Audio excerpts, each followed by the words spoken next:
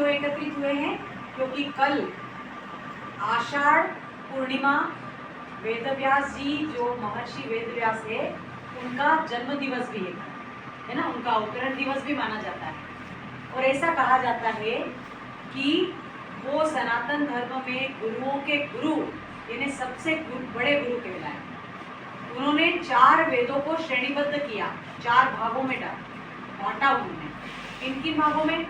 तो ऋग्वेद, सामवेद, अथर्ववेद और यजुर्वेद। उन्होंने वेदों को 4 भागों में विभक्त करके अलग अलग तरह के रूपों में स्थापित किया। दूसरा, वेदव्यास जी को गुरु परंपरा के श्रेष्ठ गुरुओं में से मानते हैं। हम सब गुरु पूर्णिमा, पूरा देश और पूरे देश के लोग गुरु पूर्णिमा को बहुत ही सम्मान की दृष्टि से मनाते हैं। आप लोगों ने देखा होगा, कोई वालीपुर जाते हैं, कोई कनकधाम कोटेश्वर जाते हैं, है ना, कोई ओकारेश्वर जाते हैं, यानी अलग अलग स्थानों पर अलग अलग गुरुओं ने अपने अपने शिष्यों को एकत्रित करने के लिए इस परंपरा को शुरू किया।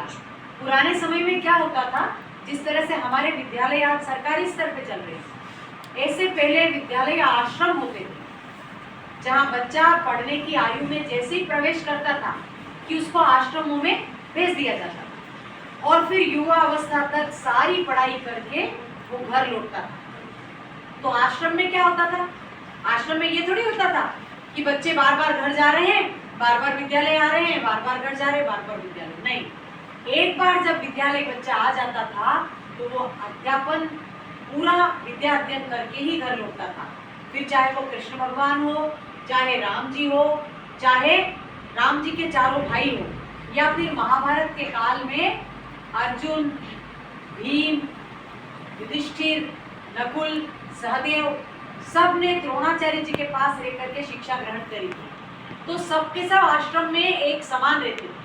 आश्रम व्यवस्था में ऐसा नहीं होता था कि राजा का बेटा है तो उसको अलग सुविधा मिले, सामान्य घर का बच्चा है तो उसको अलग सुविधा मिले, सबको एक समान सुविधा रहती थी। तुमने वो धौम्य ऋषि और अरुणी की कथा किसी ने सुनी होगी, है ना?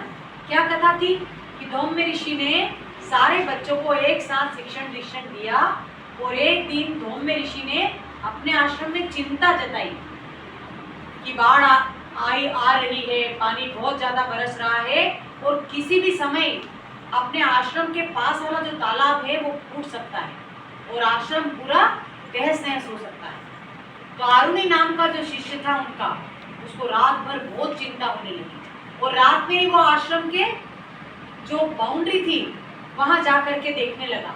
देखा तो उस तालाब की एक हिस्से में से पानी धीरे धीरे रिस करके आश्रम की तरफ आने वाला था।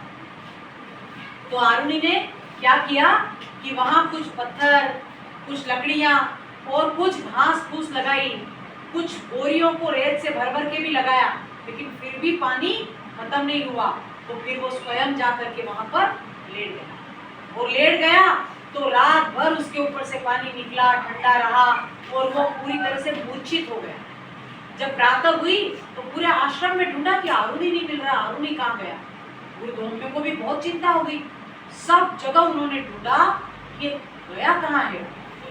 तो किसी किसी ने बताया, उसके अरुणी के संगी साथियों ने बताया कि अरुणी तो रात में आश्रम के अंतिम छोर पर चला गया था और अंतिम छोर पर चला गया था तो फिर क्या हुआ कि सब उसको ढूंढने के लिए निकले। देखा अरुणी, बेटा अरुणी।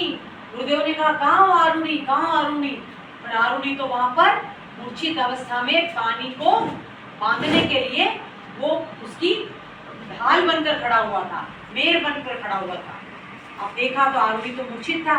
गुरुदेव ने और बच्चों ने जाकर के अरुणी को उठाया, उसको आश्रम में लाए, उसकी मालिश वगैरह करी, उसका पानी निकाला और जब उसकी मूर्छा दूर हुई तो उससे पूछा बेटा इतनी रात को क्यों चले गए थे?